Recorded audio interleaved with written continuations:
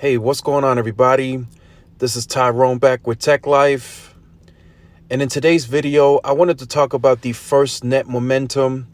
And as we finish 2019, as that will grow going into 2020.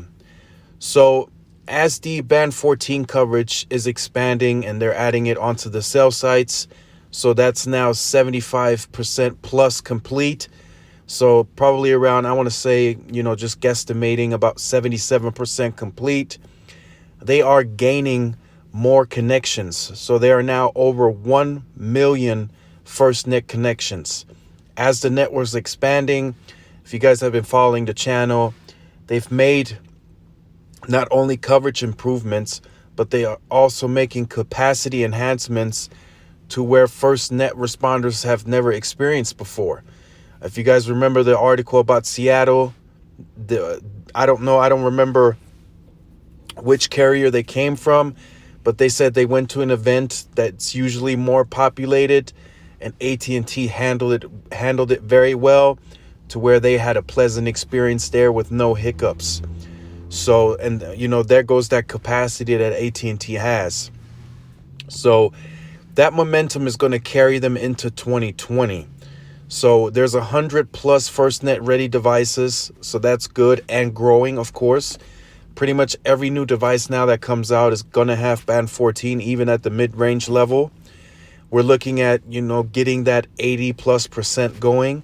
So what I'm really looking forward to is, so currently what we're seeing, so the percentage of the 75% is on their current cell grid. So of course they are still expanding outside of that. But once they hit that 100% and that investment has been met, and of course they start hitting those milestones and getting that reimbursement from the government, they are going to aggressively expand outside of the footprint. So right now there is a targeted investment in getting band 14 on cell sites that are already existing. And of course that also means converting HSPA sites over to LTE.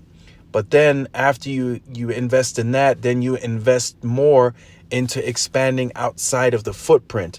Remember, based on the FirstNet contract, even if the carrier has hardly any market share, based on the fact that emergency responders need services, At&T has to be there.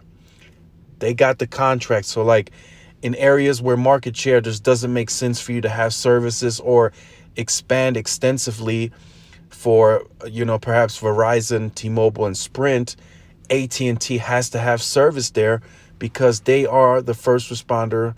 They got the contract. So that will take place, I would say around Q3 or Q4. They extensively shift over to aggressively expanding outside of the current footprint. So there we're going to see a much bigger add-on square miles of LTE covered. So in the past 24 months, we've seen like between 50 to 70,000 square miles of coverage gained on LTE. I see that footprint expanding even more once they have this fully completed and they've been to every cell site and they upgraded it. I see them then after that saying, look, we just added 200,000 square miles of LTE or 5G or whatever we're going to call it at that time. But times are moving quickly. 6 months in the wireless industry is a very long time. It's getting very competitive. And this FirstNet momentum is really, really good, not only for the first responders, but also that the regular consumer can take advantage of the network. So definitely stay tuned to the channel. I just wanted to drop this to keep you guys up to date on that. I know it's been out for a while, but I just wanted to wait a little to get you guys on this. The end of the year is near. We're in December now. Christmas is coming up, and then we're going to be in 2020. And that's where everything is going to ramp up again, and CapEx is going to get spent, and carriers are going to start upgrading again. So definitely stay tuned to the channel. If you're new, make sure you like, share, subscribe.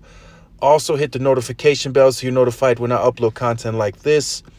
Also follow all of the Tech Life social media outlets for more updates. And this is Tyrone with Tech Life, and I will see you guys in the next video. Peace.